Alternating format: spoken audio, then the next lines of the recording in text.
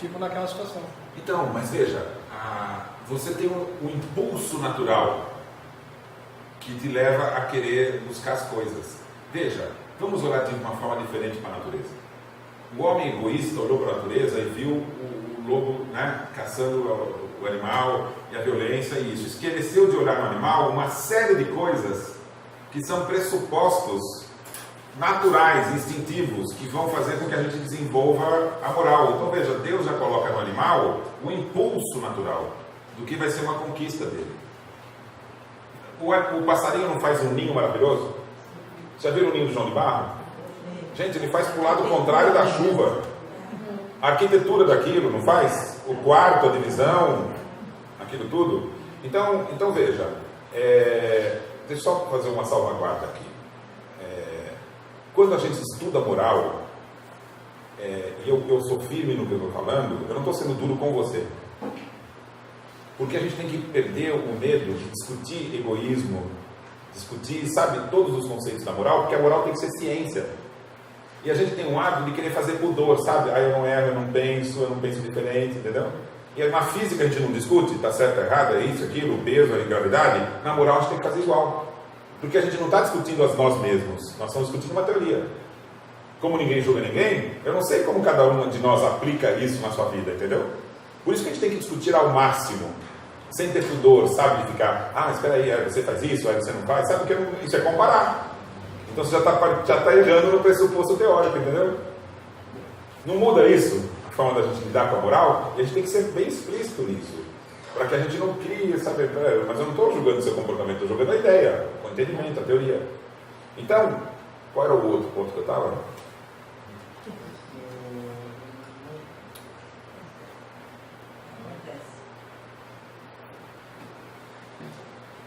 Estava falando na casa de João de Barro. Isso. Muito bom. Você não é tão simples e ignorante assim. Então veja, João de Barro. Não tem uma inteligência. Terceira estrela. O João de Barro não tem uma tremenda de uma inteligência por trás daquilo? Mas é do João de Barro? Ele que é inteligente de fazer aquela casa assim? É instintiva. É claro que se tem uma inteligência, tem algum espírito que pensou na ajuda no desenvolvimento daquela espécie. Concorda comigo? Tá. Então, não é absurdo um animal vivenciar uma circunstância de inteligência que seja instintiva, concorda? E por que isso não pode acontecer no campo da moral? Que a gente sabe também que é conhecimento. Então, você vai encontrar nos instintos animais o prenúncio do que no homem vai ser moral. Então, quando você vê um animal ajudando um outro, que está protegendo um outro que está machucado, aquilo ali é amor. É prenúncio do amor, entendeu? É instintivo. Mas a gente já ensina a nós o que é que a sociedade, o que é que tem de prenúncio na alma ainda que não tem consciência de si mesmo para ele desenvolver no futuro. O animal não tem curiosidade? Faz um gato ou um cachorro, sabe? O cachorro não quer vir, você chama, não vem. O gato quer vir, você chama. Finge que você tem uma coisa escondida aqui. Não sei quem teve aqui contato com macaco. Macaquinho, sagui. Ninguém teve? Gente, vocês que são da cidade do interior e eu que conheço o mato melhor que vocês? Não tem sagui, não tem macaco?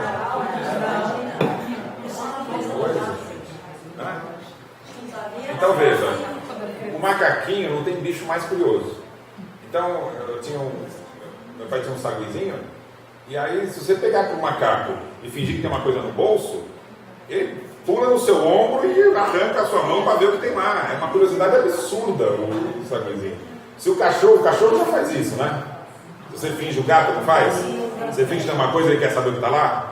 O macaco é absurda a curiosidade dele. Ele fica nervoso, ele quer saber o que é que você está escondendo. Você finge que tem uma coisa na mão assim, ele quer puxar teus dedos e ver o que tem lá. É muito engraçado. Então, perceba que isso não é instintivo. Então, quando você vai ter suas primeiras vidas humanas, você não vai ter isso?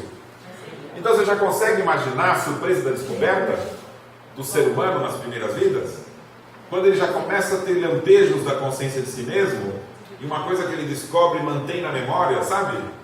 E ele começa a perceber que ele consegue fazer uma coisa, ele bate, o negócio quebra e ele fala, mas eu quebrei, sabe? A consciência de si mesmo vai surgindo e vai fazendo ele admirar a realidade, admirar a si mesmo. Então, o ser humano natural, ele é acolhedor. Qual que é o fenômeno natural da cura pelo passe? Toda descoberta que a gente faz não tem um fenômeno natural? A eletricidade não está no raio? O raio não é eletricidade? Então, quando a gente descobre a eletricidade e usa nos equipamentos, nós estamos fazendo uso de um fenômeno que é natural, que já existia no raio, concorda? E aonde está o fenômeno da cura? Na natureza. Onde está esse ato natural que confirma que uma ação de um indivíduo sobre o outro pode proporcionar cura? Ninguém sabe? Metade desse público aqui devia saber. Sem dúvida. O ato da cura por meio do passe, na natureza, está no ato da mãe com relação ao filho. Tem mãe aqui? Tem um monte de mãe aí? Tem. Agora vocês vão me confirmar se eu estou falando uma verdade. Todas essas mães aí. Imagina você com um filho pequeno. A hora que o filho ficava doente. À noite, você ia para a cama dormir? O pai consegue, né? Olha da maldade, né? Mulher também não, tem. Mulher também não. Você também ronca ou não, né? Se tu fez assim, você não ronca?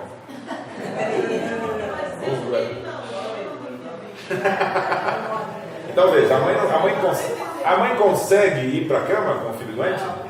Dá para ir? Tem como fazer? Não tem como. Também está envolvido com o instinto materno. Sabe? Está na condição da mãe fazer isso. Aí o que ela faz? Vai do lado da cama, não vai? O que ela faz? Não vai ficar com a mão na... Ou vai ficar na mão do lugar que está doente? Não vai fazer isso sem erro. Vai fazer porque é instintivo. Mas ela faz isso em 2 minutos e vai embora? Ou tem mãe aqui que já ficou horas? Não teve mãe que ficou horas aqui? Depois não consegue nem levantar direito, que as pernas estão duras? Não fez isso? Então, esse é o passe humano.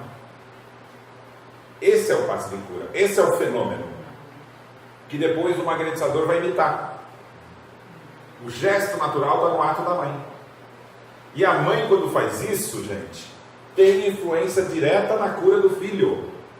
Objetiva, que a ciência deveria estudar. Porque a influência da fisiologia do corpo da mãe é como se fosse uma homeopatia na evolução dos sintomas do corpo do filho, de tal forma que ela acelera o ciclo natural do processo da cura e ele se cura mais rápido. Então a doença que poderia se estender vai ser menor pela ação da mãe. Então, se a ciência estudar, como estudou o raio e descobriu a eletricidade, ela vai encontrar uma causa natural da cura nesse ato gesto natural da mãe. Então, Deus coloca já nos animais o prenúncio do desenvolvimento do ser humano, nas suas conquistas da razão e da moral. Então, todos nós, enquanto espíritos, nas nossas primeiras vidas, nós não tínhamos consciência de nós mesmos, mas nós tínhamos impulsos naturais que nos levavam à solidariedade, à cooperação, ao amor, ao valor do outro. Então a história da humanidade tem que ser recontada. Os primeiros seres humanos na Terra, quando eles superam os instintos e conseguem, por exemplo, matar um animal de uma espécie maior do que aquele conseguia matar, ele não precisou da inteligência para isso. Então, no primeiro momento, quando os homens primitivos matavam um animal maior desse, qual passou a ser a utilidade daquele alimento que sobrava? Com quem? Mudou a trajetória da espécie humana. Porque quando você mata um animal um pouco maior, e o ser humano, naturalmente, ele é social, então, quando ele mata o animal maior, ele consegue dar o alimento para os doentes, para os velhos e para as crianças. Ele consegue ficar mais tempo num lugar só. Então, ao invés de você ficar mudando de lugar em lugar, você pega um animal maior, você consegue ficar mais tempo naquele lugar. Aí você consegue ir para uma caverna, para um lugar abrigado. Aí os velhos não são perdidos no caminho, então você consegue dar alimento para eles. A mãe consegue ter mais de um filho, porque ela não vai precisar carregar os dois o tempo todo, entendeu? Só em caminhos menores. Então, a busca por alimentos e mais abundância naturalmente faz nascer a solidariedade no ser humano. E isso é uma evolução da condição instintiva, quando ele começa a agregar inteligência nas suas escolhas. Então, o surgimento da humanidade é solidária por instinto. Muito depois, encarnando na condição daquele que usa essa habilidade, que recebe a herança dessa habilidade para matar um animal maior, um indivíduo mais hábil, que já tem a tradição de fazer os instrumentos, de caçar, ele aprende isso. Algum desses indivíduos, num determinado momento em que ele caça, ele mata o animal maior, ele pode estabelecer uma relação de poder. Ele olha para aquele animal maior e fala: eu fiz isso. Mas pensa, foi ele que fez aquilo? Ou ele está vivo ali por causa do grupo que é gregário, do aprendizado que ele teve sobre o instrumento que já foi feito nas gerações anteriores? É dele aquilo? Não. Por acaso ele nasceu com um corpo que naquele grupo é o que tem mais habilidade? Ele é só o espírito, ele não é o corpo. Então não é uma ilusão? Ele achar que fui eu que fiz? Aí nasce o orgulho. E com o orgulho, em seguida ele pensa: eu mereço mais do que os outros. Eu mereço mais carne no primeiro momento. Depois ele vai pensar: eu mereço mais poder. E quando ele pensa: eu mereço mais poder, ele pensa: os outros têm que me servir, porque eu sou o melhor. Aí vira soberba, orgulho, egoísmo. E aí quando ele começa a ter favorecimento em função disso, ele está abusando da simplicidade dos outros, que são naturalmente gregários, entendeu? E não consegue entender essa ilusão que está sendo criada. Agora me diga, o egoísta e orgulhoso, ele realmente é melhor do que os outros? E ele é independente?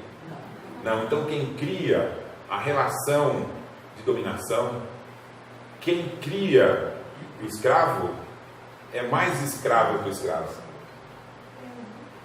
Porque ele faz o escravo servi-lo. E o escravo resolve os seus problemas e do seu senhor. Então ele é mais hábil do que o senhor. E esse senhor, então, por ter escravos, ele é completamente dependente dos escravos. Então quem que é o verdadeiro escravo? O senhor.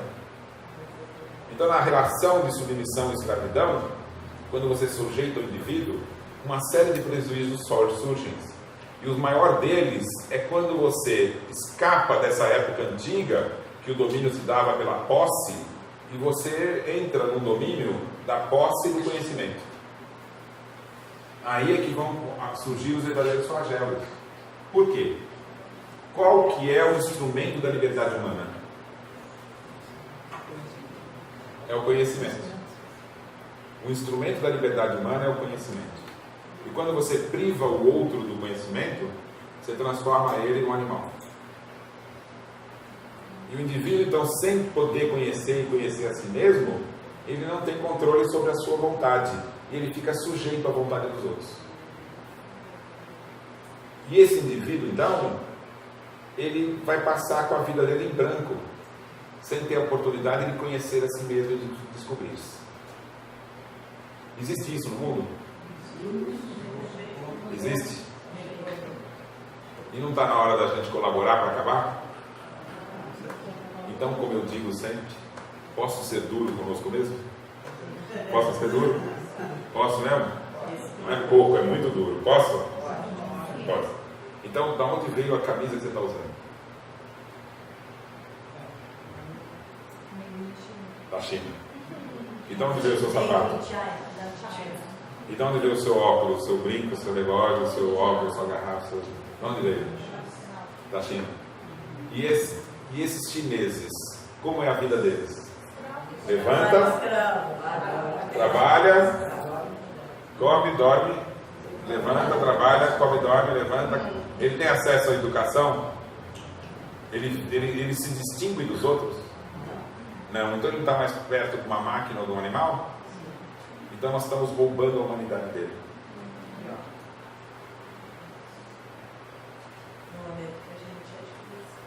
Percebe? Então a gente como sociedade mundial, nós roubamos a humanidade de uma parte da humanidade. E aí a gente consegue exercer a nossa? Ou nós somos mais escravos que eles? Nós somos mais escravos que eles. Porque a gente não vive realmente, né? A gente depende. Entendeu? Então, que sociedade que nós temos que criar futuro?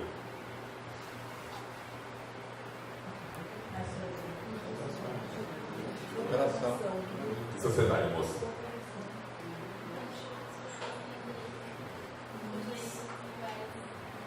Isso. Na maior profundidade que a gente consiga imaginar o significado dessa frase, não é? O direito de ser a si mesmo, o direito de fazer escolha, o direito de descobrir o que é o certo e o errado, né? O direito de aprender, o direito de existir, o direito de ser diferente, o direito, né, de ser útil, porque quer ser útil, não porque mandaram ele seja ser obrigatoriamente ser, né? O direito de escolher o que quer aprender, o direito de desenvolver a habilidade que ele quer desenvolver, o direito de ter a aparência que ele quer ter, o direito de se expressar como ele quer, o direito de ser diferente, ser baixo, gordo, magro, alto, de usar vermelho, amarelo, azul, de ter tatuagem, de não ter, de usar óculos, de ter cabelo enrolado, de não ter, branco, o que quiser. E esse momento vai ser um momento feliz quando eu olho o outro e me realizo por ele estar sendo o que ele quer ser. E não olho o outro como sendo errado por ser diferente. A gente vai conquistar essa felicidade quando o indivíduo não precisar pensar em ter oportunidade. Porque ele já nasce tendo. Ele não vai pensar que precisa de uma família, porque ele já tem.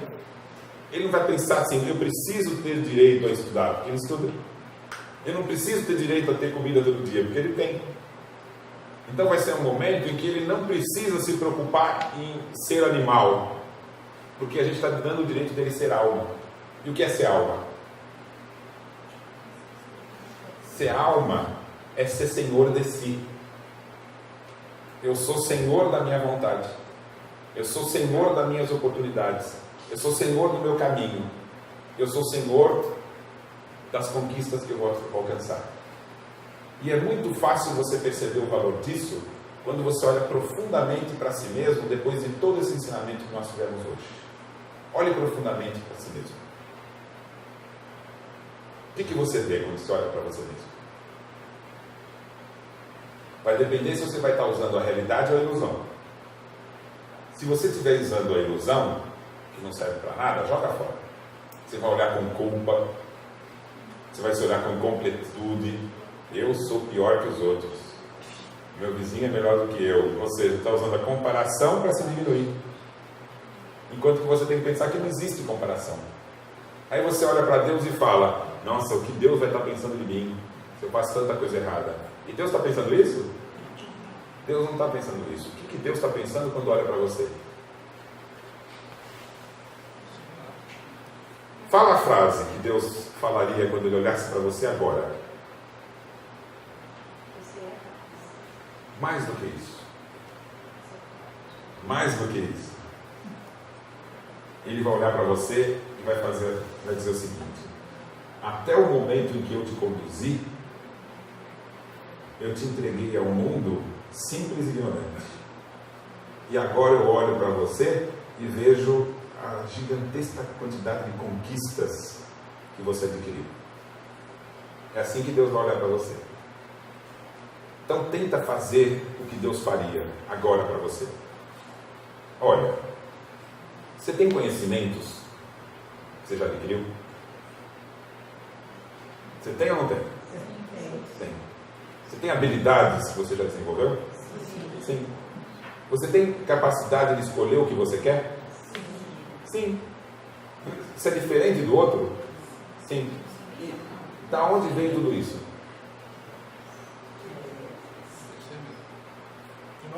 Do seu próprio esforço durante centenas de vidas. Você começou do zero e você chegou até aqui com a sua própria dedicação, esforço e vontade. E olha, tudo isso que você conquistou é igual ao que os outros conquistaram? Não, então você desbravou um caminho que os outros não desbravaram. a humanidade inteira, se você vai procurar, você não vai achar alguém igual a você. Os mesmos valores que você tem. O que isso significa? Que a humanidade inteira precisa de você para ser completa. Então, quando você olhar dessa forma para você mesmo, você está numa situação boa ou ruim? Você está numa situação fantástica. Porque pouco tempo você precisa para conquistar tudo isso? É muito. E isso tem que te dar esperança, gente. Porque qual é o seu medo? Nossa, eu caio no mundo e estou desprotegido. Você está desprotegido? Você não está desprotegido porque ninguém está desprotegido. O simples ignorante está desprotegido? Está protegido e nem percebe que está, concordam? E você não está protegido agora? Não só pelo que Deus te dá de instinto. Você está protegido pela sua própria conquista de estabilidade e valores. E aí, quando você morre, você está desprotegido? Não, porque tudo isso são valores que fazem você ser alguém na espiritualidade. Então, em resumo, gente, você deixou de ser alguém tutelado por Deus para se tornar alguém que pode. Ser alguém que resolve. É alguém que conquista. Alguém que muda. Alguém que transforma. Alguém que amplia. Que ajuda, que resolve. Você não é isso agora? E você pode exercer todo esse valor na hora que você quiser, o tempo todo, sempre. E a cada vez que você usar, você é melhor do que era antes. Então o Espiritismo, ele é mais do que uma doutrina que consola. É uma doutrina que faz cumprir o mais importante mandamento que Deus nos confiou. Que é qual? Como? Amar a vós mesmos, a si mesmo e aos próximos como eu vos amei. Então qual é a primeira parte? Amar a si mesmo. O que significa amar a si mesmo? É mais do que gostar. É reconhecer o valor das suas conquistas. Pensa assim, se para ter consciência de si mesmo leva 100 mil vidas, quanto tempo leva para chegar onde você chegou? E como é que querem fazer com que você não descubra esse valor todo que você tem? Invertendo a história, dizendo que você é culpado, que qualquer erro que você cometer você vai ser castigado. Falsos ensinamentos que provocam em você imobilidade, né? Medo de agir, medo de se reconhecer. Então, quando o outro fala para você assim, por exemplo, você é negra. Você já sofreu preconceito em virtude disso? Várias vezes. Quantas pessoas que são negras, eu perguntar, vão responder que sofreram preconceito? Quantas vocês acham? Todas as pessoas. Agora, se a pessoa disser para você assim, você é feia. Você é feia por quê? Sou feia por quê? Porque eu sou diferente. Ele não te fez um elogio? Porque a diferença é minha qualidade. Entendeu? Então você não tem como se chatear pelo que o outro fala. Porque o outro fala só mostra a ignorância dele. Então qual seria a resposta correta para quem faz isso? Desnorteia ele. Sabe o que é dar outra face? É ele falar assim, por que você me acha feia? Porque você é diferente. Olha, o dia que você descobrir o quanto ser diferente é belo, você vai ser belo. E vai embora, deixa ele com essa. Entendeu? Desconcerta o indivíduo com uma palavra que falou aí, sabe? Não vai tomar um susto, no mínimo? Nossa, o que ela falou? Mas isso um dia vai causar uma mudança nele. Mas segurança, então, que o Espiritismo nos confere, e eu garanto para vocês que confere, é você encarar a vida de cabeça erguida. Encare a vida de cabeça erguida. Você está sofrendo algum castigo? Tem algum castigo na sua vida? Ou tem só oportunidades? Só oportunidades. E quando você começa a abrir um caminho, né, o universo se une para fazer com que ele se aplane. Se você se dedicou por um caminho, mais pessoas caminham por ele. A solidariedade, ela não vai ser algo futuro, ela já é presente. Basta você acreditar nela. Então o Espiritismo mais do que consola. O Espiritismo, já encerrando, e agradecendo a todos vocês, a oportunidade, a recepção, o interesse, e esperando que o que eu tenha feito aqui foi ter jogado sementes, que elas frutificam, eu vou dizer o seguinte: o Espiritismo bem compreendido liberta, porque ela é doutrina da verdade. Muito obrigado.